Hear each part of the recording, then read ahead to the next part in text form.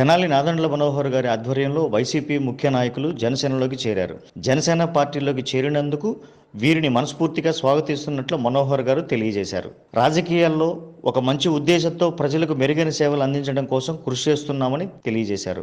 మన గ్రామాల్లో, వార్డుల్లో ఇంకా మెరుగైన సేవలు అందించడం కోసం కష్టపడి పనిచేయాలనే ఉద్దేశంతో మానసారెడ్డి గారు ముందుకొచ్చారని తెలియజేశారు. పేదరికంలో ఉన్న కుటుంబాలను ఆదుకుంటారని ఎదురు చూస్తున్నటువంటి ప్రజలకు భరోసా ఇచ్చినటువంటి పార్టీ మన జనసేన పార్టీ అని మనోహర్ గారు తెలియజేశారు. ప్రజల కష్టాలను తీర్చే విధంగా సంక్షేమ పథకాలను అభివృద్ధి చేసే దిశగా ఎన్నో మార్పులు తీసుకురావడం కోసం జనసేన పార్టీ కృషి చేస్తుందని మనోహర్ వివరించారు.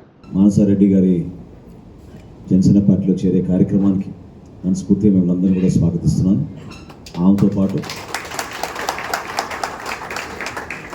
మాజీ అగ్రికల్చర్ మార్కెట్ డైరెక్టర్ రాజలక్ష్మి గారు, అదేవిధంగా ఇక్కడ విచ్చేసిన మిత్రులందరూ కూడా పేరు పేరున ముందుగా నమస్కారం.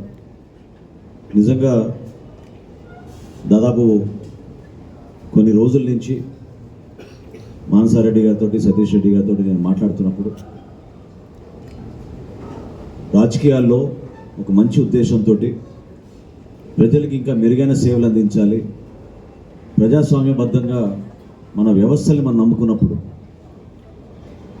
అది మున్సిపాలిటీలు కానివ్వండి, మండలాలు కానివ్వండి, లేదా జిల్లా పరిషత్ కానివ్వండి, నిజాయితీగా మనం కార్యక్రమాలు చేసి ప్రజలకు ఇంకా మెరుగైన సేవలు అందించే విధంగా మనం పనిచేస్తే మన వార్డుల్లో, మన గ్రామాల్లో, మన జిల్లాలో మనకి మంచి ఆదరణ వస్తుంది.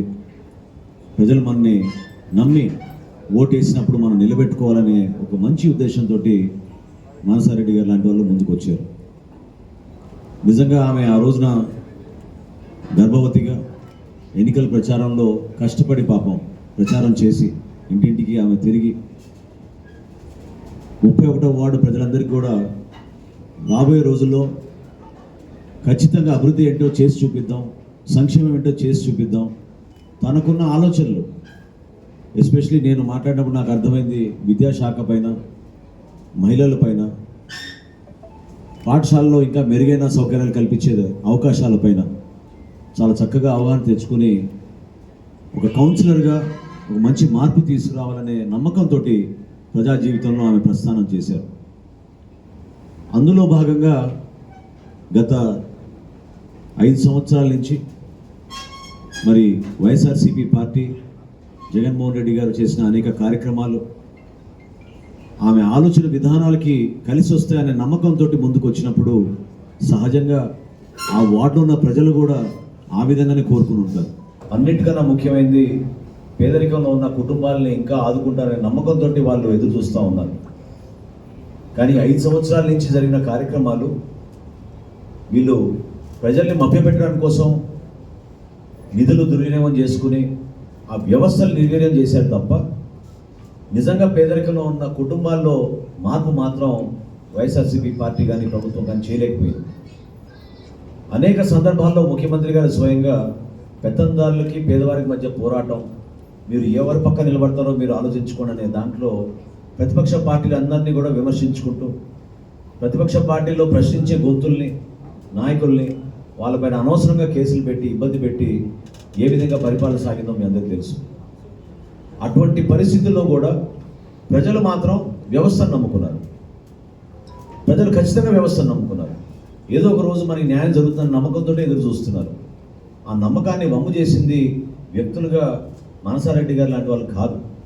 ఆ నమ్మకాన్ని వమ్ము చేసింది, మోసం చేసింది ఈరోజు పరిపాలించే పాలకులు. ఎవరైతే ముఖ్యమంత్రిగా వ్యవహరించారో, ఎవరైతే పార్టీ అధినేతలుగా వ్యవహరించారో వాళ్ళు మోసం చేశారు. ప్రజలు కోరుకునే దాంట్లో తప్పు లేదు. ప్రతి ఒక్కరూ సంక్షేమం కోరుకుంటారు. సంక్షేమంతో పాటు అభివృద్ధి కావాలని కోరుకుంటున్నారు. మాకు కాలువల పరిస్థితి చూడండి, శానిటేషన్ పరిస్థితి చూడండి, ఎందుకు మీరు కాలువలు మరమ్మతులు చేయరు, ఎందుకు మేము ఈ దోమల మధ్య మేము బతకాలి, శానిటేషన్ విషయంలో ఎందుకు ఇంత నిర్లక్ష్యంగా ఉంది, అసలు చెత్త పన్ను ఏంటి అని ప్రశ్నిస్తున్నారు ప్రజలు. దానికి సరైన సమాధానం ప్రజాప్రతినిధులుగా, ఎన్నికైన ప్రజాప్రతినిధులుగా పార్టీ కోసం ధైర్యంగా నిలబడి పోరాటం చేసినా కూడా ప్రజల్లో సరైన అవగాహన లేనప్పుడు పార్టీ ఎటువంటి కార్యక్రమాలు చేస్తుందో నష్టపోయేది అంతిమంగా పాపం మానసారెడ్డి గారు లాంటి వాళ్ళు. ఎందుకంటే ఒక కెరియర్ కోసం రాజకీయాల్లో మనం ఒక అడుగేసినప్పుడు ఒక్కొక్క మెట్టు మనం కష్టపడి ఎదిగినప్పుడు భవిష్యత్తులో మనకు ఒక ఫ్యూచర్ ఉంటుందన్న నమ్మకంతో బాగా చదువుకున్న వ్యక్తి, అనుభవం ఉన్న వ్యక్తి, అనేక భాషల్లో మాట్లాడగలిగే వ్యక్తి, ఆమెకున్న అభిప్రాయాలు ఏమాత్రం కూడా వెనకడు వేయకుండా ఉన్నది ఉన్నట్టుగా చెప్పగలిగే వ్యక్తి. అటువంటి వ్యక్తి చాలా అవసరం మనకి ఈ రోజున రాజకీయాల్లో. ఒక మహిళగా ఆమె పడిన కష్టాలు, ఒక మంచి కుటుంబ నేపథ్యం నుంచి వచ్చిన వాళ్ళు, అనేక ప్రాంతాల్లో వీళ్ళు పర్యటించినప్పుడు అక్కడ ఉన్న వ్యవస్థను చూసి ఇక్కడ కూడా ఆ వ్యవస్థ తీసుకొచ్చే మార్పు తీసుకురావాలనే ఆలోచనతో ఆమె వైఎస్ఆర్సీపీ పార్టీలో కౌన్సిలర్గా నిలబడి ప్రజలకి సేవలు చేయాలని అనుకున్నారు.